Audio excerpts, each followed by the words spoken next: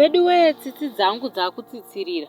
Ex-wife yangu yanga ichirwara. Semunhu wandine mwana naye, ndakamutora kuti ndimurapise nekuti muno mujoni haana hama. Ndaigara naye current girlfriend yangu achitonzi ambuya nekuti ndanga ndaudza current girlfriend kuti ambuya varwara. Akatonditi enda unovatora timbogara navo kusvika vapora. Sezvamunozivawo kuti upenyu hwemujoni unorwadza kana usingasevenzi. Patove ne2 weeks apora, haachade kudzokera kwake in peace. Anenge akutoda kundifumura kugirlfriend yangu kuti ndiri ex yake.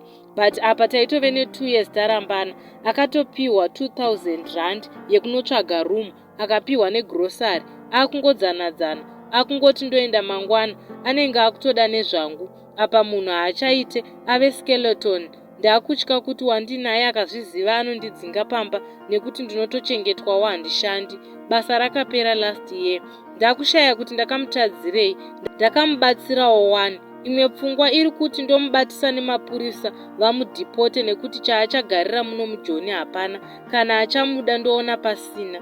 Nditore mari 2000 rand iya ndoenda naye kumabhazi zvenharo. Akada kuramba ndotoudza vanhu kuti ndisisi vangu vari kurasa njere. Ndinenge ndatadza here pane kukanyirwa yedu yekuda kubatsira ika.